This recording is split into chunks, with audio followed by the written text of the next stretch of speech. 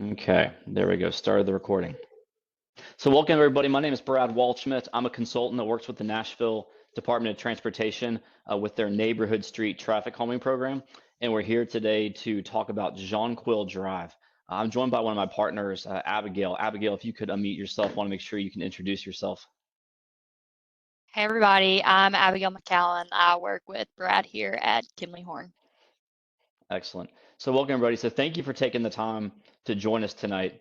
What we're here to talk about is traffic calming along Jonquil Drive. This is the second meeting. I think the first meeting happened, it was either back in April or early May. We've been working with about 20 to 25 streets around Nashville, working on traffic calming designs, and Jonquil Drive is one of them. So what we've prepared our design in conjunction with the engineers at NDOT, and we're here, the purpose of this meeting is to I guess, present that design and talk about what the next steps are for the neighborhood.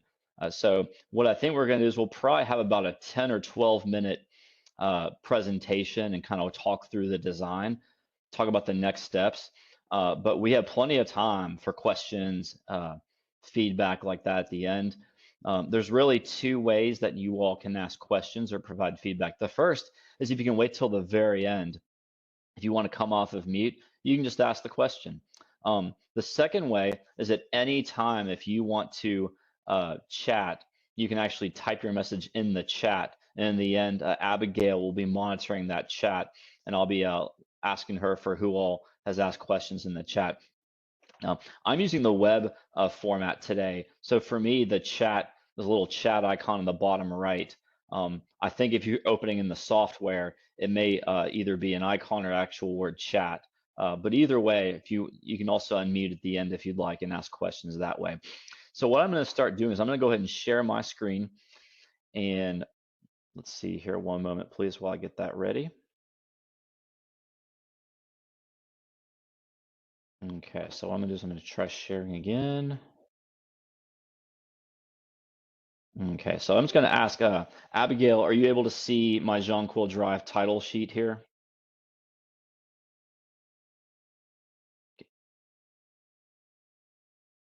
Excellent. Okay, then I'm going to assume everyone can see it then. So let's go ahead and get going. So we always like to make sure everybody understands what traffic calming is. The Nashville street, the neighborhood street traffic calming program focuses on residential streets, and we're looking at physical solutions along the entire length of a street to really encourage lower speeds, reduced speeds. We focus on the 3 E's of traffic calming.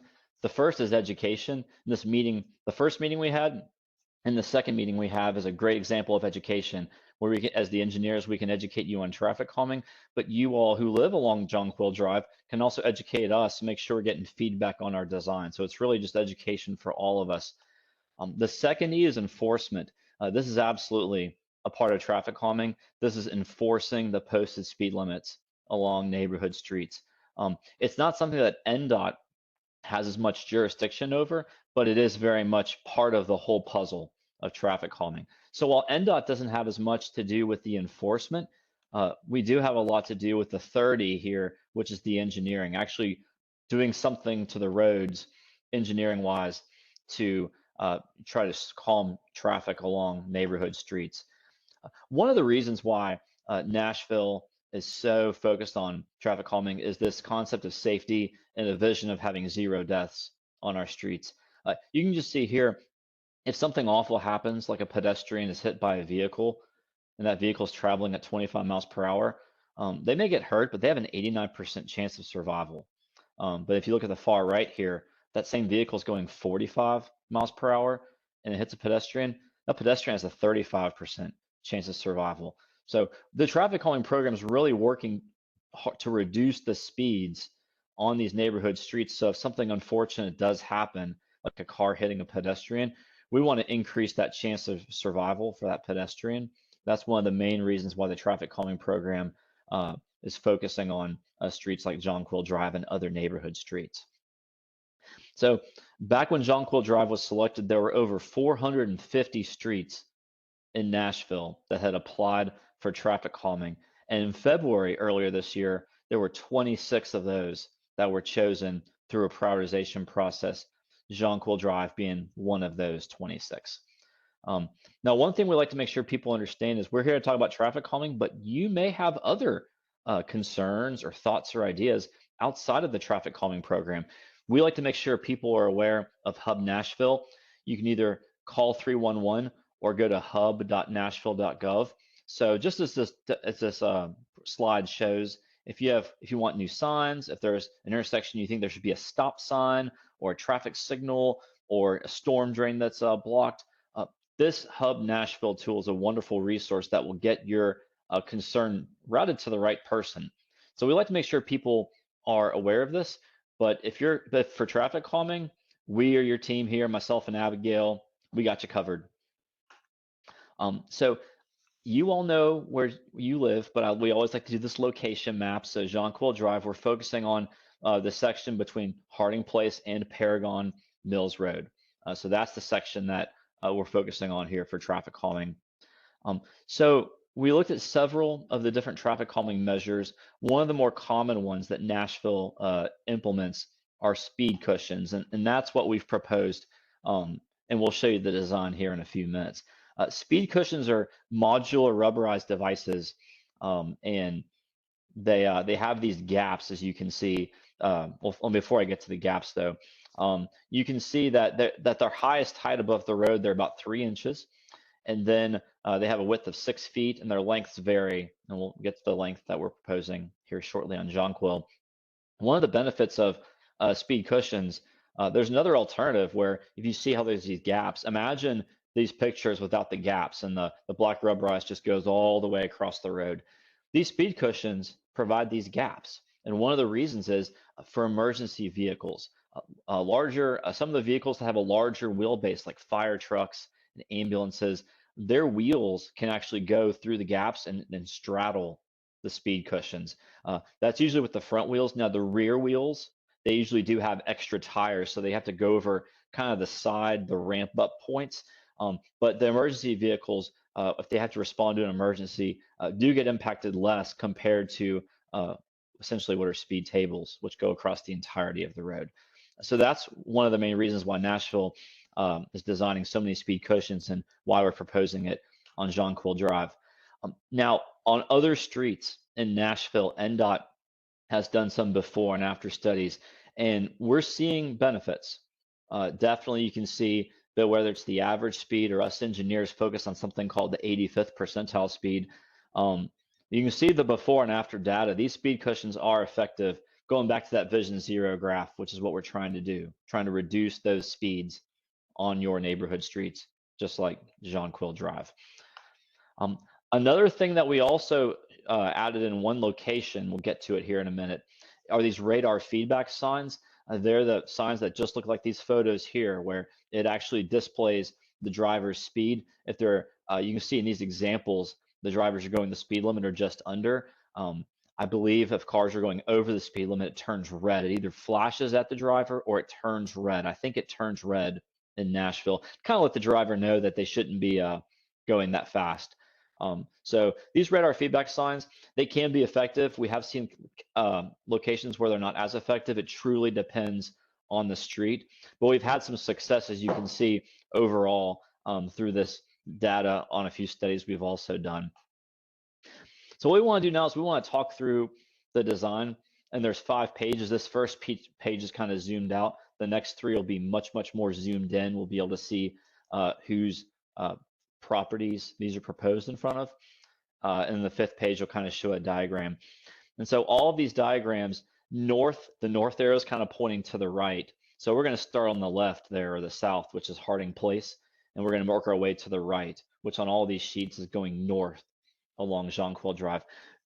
What you can see here is we're proposing speed cushions at 5 locations. They're going to be those 6 feet by 10.5 feet long speed cushions with those gaps in the middle, just like those photo examples. But yeah, each location on this page where you see a yellow trapezoid with a C, that's one location for speed cushions. So there's 5. And then want to make one note, there's one orange diamond with an R. That's one of those radar feedback signs. If you're going north on Jonquil Drive, it's at that really steep downhill So we'll get to it in a minute, but yeah, we'll get to that in a minute. So let's go and move to the next sheet.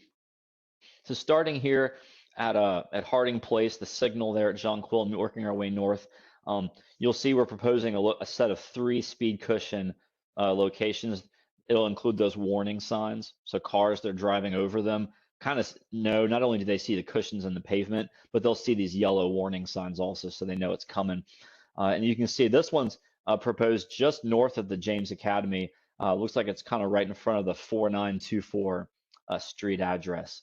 So then working our way further north on Jonquil Drive, here we've got 2 more locations south of Verbania Drive. Looks like the first is kind of in front of 4887 Jonquil Drive, and then the next one going north is in front of 4866 Jonquil Drive. And then this is where it kind of gets to the top of that hill near Verbania Drive. Kind of right at the top of the hill, we proposed the rightmost speed cushion location, the one that's kind of between Verbania and a 4845. So that's I guess the 4th of the 5 speed cushion locations. And then as we go to the right and we go to this 3rd sheet, that's where if you're going north, you start that really that steep downhill that we definitely heard some feedback about in the first meeting. Based on our site visits, we definitely saw what y'all are saying.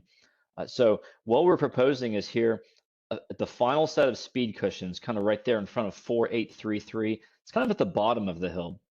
We can't put speed cushions right on a steep hill because the speed cushions could actually shear off and the bolts could get damaged if it's too steep of a hill. So what we've tried to do is I'm going to go back 1 slide. The furthest right speed cushion, the one in front of 4845, we tried to design one kind of near the top of that hill. And I'm going to go to that 3rd and final sheet again. And then we tried to propose this speed cushion in front of 4833, kind of at the bottom of that hill. So that's been our design intent.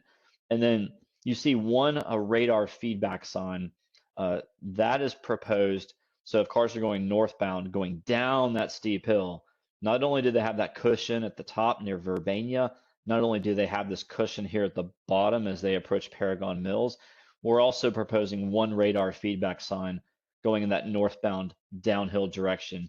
So we really think this is going to help reduce speeds, but in case there's any motorists who still want to drive a little faster than they should, we're hoping this radar feedback sign will just sort of be additional traffic calming measures. So the last thing I want to do is turn to the 5th slide.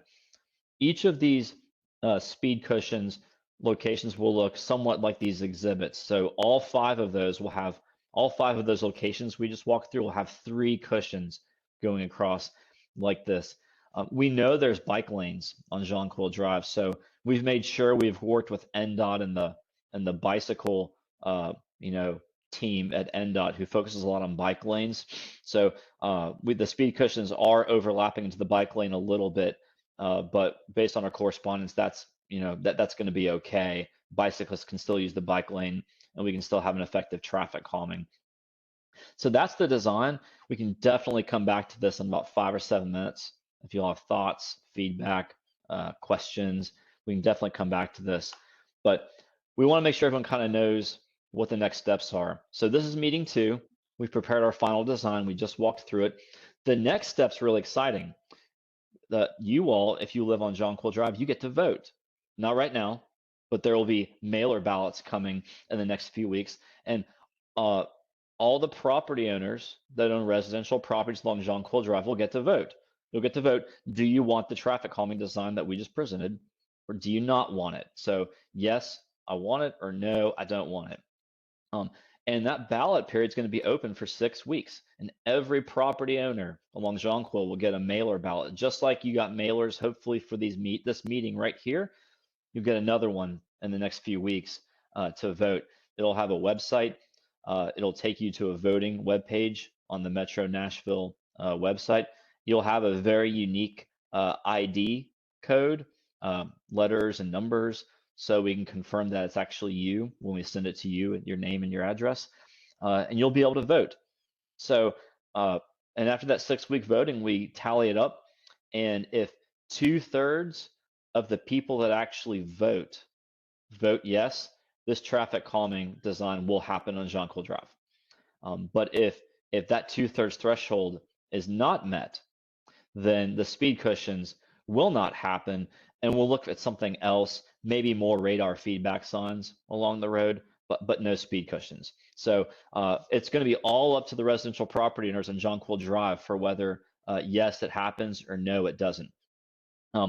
If the answer is yes, if the votes are more than 2/3 of the people that vote yes, then the next step is NDOT would say it passed, it was successful. Then NDOT would go and order the materials, the speed cushions, the signs, the radar feedback signs, and then NDOT would actually install everything as well. So the balloting would look very similar to what you see on the upper left corner here. That's a very good example of what you'd actually get in the mail. You see that word unique ID code, that'll actually be your actual code. And each person will have a different one. The bottom left is kind of what the ballot page actually looks like there. But yeah, you'll be able to vote yes or no, and your vote will definitely count. And then you can kind of see here the ballot zone. We call it the ballot zone. So essentially the yellow parcels that are highlighted here along Jonquil Drive. So it's basically if you're a property owner and you have property along Jonquil Drive, you will be able to vote. And you will get one vote per property owner if your property touches or is adjacent to Jonquil Drive and it's highlighted in yellow right here. So like we said, those ballot mailers will go out in the next 1 to 2 weeks. That voting period will be open for 6 weeks. If it's successful, then NDOT would order the materials, which could take 4 months, up to 4 months from the supplier, and then another 4 months to install and actually construct. Now, what we're seeing is we're seeing some positive, I guess, news that these timeframes, the 4 months plus the 4 months, if we think that's decreasing. So it may actually be quicker than that, but that's kind of what we've been seeing historically with the vast amount of successful streets that are getting speed cushions in Nashville. It's a lot of demand, which is great for safer streets, but there's a lot to get to. So that's kind of what the next steps would be. So that is our presentation. Looks like I did it in about 17 minutes, so a little longer than I advertised. But what I'd like to do is see if anybody had any thoughts or questions. Abigail, I'm gonna ask you to come off of mute and go to you first. Have there been any chats at all so far? No, sir, there hasn't. Okay, well, great. Well, if anybody has questions, feel free to type it there in the chat, or feel free to come off of mute if anybody would rather just ask their questions audibly. So what's the chances of this going through? I mean, obviously it's a shot in the dark. It knows that everybody on the street wants. What is the past history? What that points to that? I mean, you know what I mean? Yeah, absolutely. So Philip, I'll give you two answers. The first is it truly depends on the street. So it's all about if the property owners on Jonquil Drive really want this for whether it'll actually happen. It'll all be about the voting. The second answer is in general, we have seen a very high percentage of streets that go into the traffic calming program get successful votes. I don't have the actual statistics, but it is the significant majority of streets, the voting is successful. Not every time. Every once in a while, there's some streets that don't want the traffic calming, but it's a very small percentage. The much larger percentage, the voting is successful. Would it be a good idea to maybe like put out a flyer to people's houses, telling them that, hey, or are you guys already going to do that? I don't think you said you were going to do it. Yeah, so what we'll do is, so first of all, we encourage like neighborhood, I guess I'll call it organic neighborhood coordination. So if there's some people on this call that want to make sure that your fellow neighbors along Jonquil Drive know about this, there's nothing stopping you. You can go for it. NDOT's, our next step will be to send the mailer ballots where it says, hey, you can go here and vote. Now, I will say that when someone gets the postcard and they want to go vote, if they haven't seen this design, but they go to the website, the designs are all going to be available on the web page as well. So when someone's voting, they will be able to actually open the 5-page PDF that we just worked through here. so people can see that before they vote, so they're informed. But that would be our NDOT's only next step. But there's nothing stopping the neighborhood if you'll want to reach out as well. I saw on the thing that the apartment complex at the bottom of the hill was involved as well. Like they would be able to vote. Yes. But if they're renting, it's just the owners of the complex, or do the renters all have a say? Yes, that's a very good question. Thank you for asking. So yes, I guess on this graphic, the bottom right is an apartment complex, and NDOT does receive votes from residential property owners. So it's not the renters. Even if there's homes along Jonquil Drive that are being rented out, the ballot will go to the owner, not the renter who necessarily lives there. It'll go to the owner. So in the case of the residential complex, that's one parcel, which means there's one property owner. So even though there may be many renters in that apartment complex, there's one property owner. So the ballot will go to that one property owner and they'll get one vote. Okay, cool. And then just because I know that things get lost in the mail, so if we're talking to our neighbors and we're like, hey, have you received that? And they can't find theirs for some reason. Is there a way with they can get their unique ID somewhere? Yes. So they will not be able to find the unique ID anywhere. The best way that they're going to be able to do that is to contact NDOT if they lose their mailer or anything like that, or they've misplaced it. I mean, that happens. Or I'll be honest, like sometimes like things get lost in the mail. Like everybody makes mistakes. So the best way for someone to do that would be to probably email this email address here, that NDOT traffic calming at nashville.gov. So it's NDOT and then traffic calming at nashville.gov. That's probably going to be the best route to get a hold of somebody if something like that happens. You can certainly reach out to me as well. Again, my name is Brad Walshman. That's my email address as well. I won't be able to get the answer for you, but either one of those email addresses will be able to help direct people to it. The NDOT traffic calming at nashville.gov is probably the best one, though, in the case that happens. I know that's happened before, and NDOT's been willing to be very helpful to speak with somebody over the phone or email back and work that out. Awesome. Thank you so much. You're Well, welcome. if anyone can't find theirs, we'll do the NDOT one. We don't want to flood your email. Yeah, well, I was thinking through the NDOT. If you email me, you certainly can, but you're adding another step. As I was saying that out loud, I realized I would then become the focal point of having to forward it on. Our NDOT traffic calming gets them to the right people at NDOT. Cool. Thank you. Yeah, you're very welcome.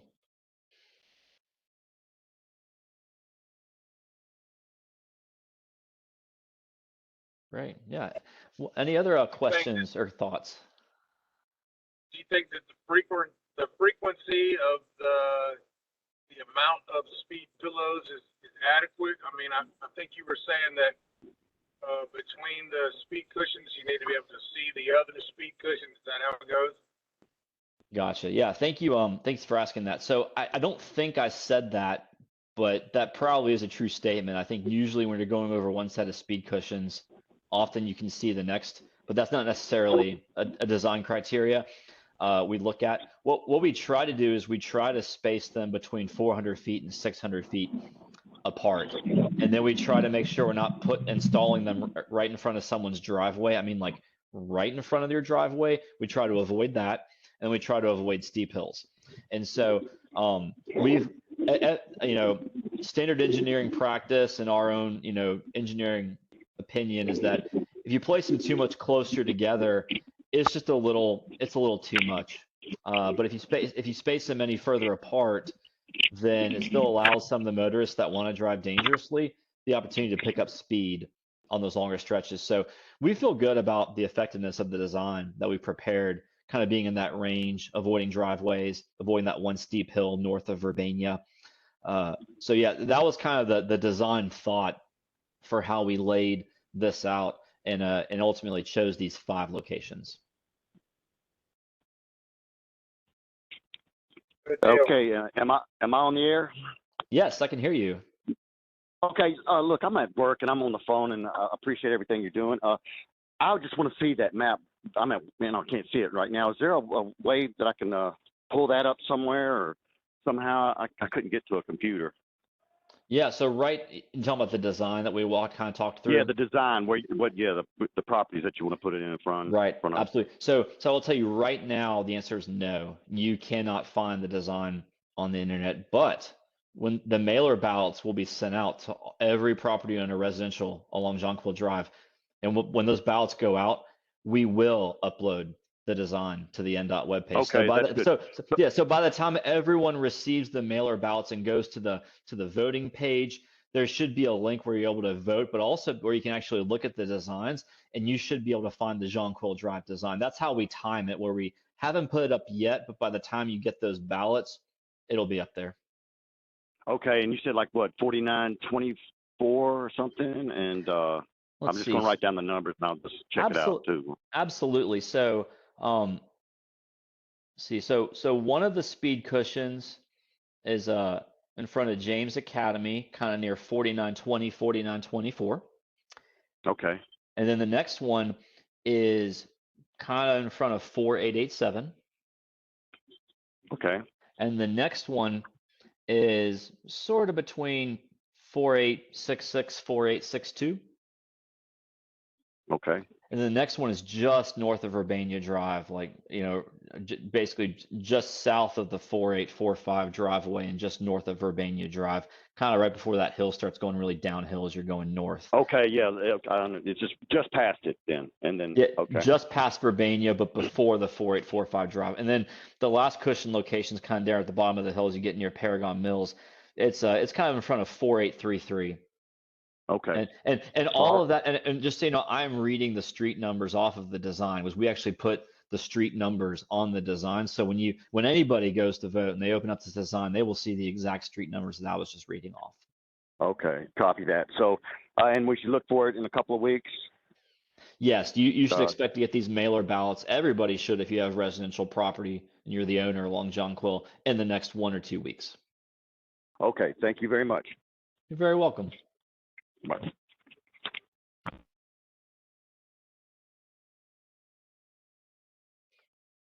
Excellent. Well, this is great. Anybody else have any thoughts or questions?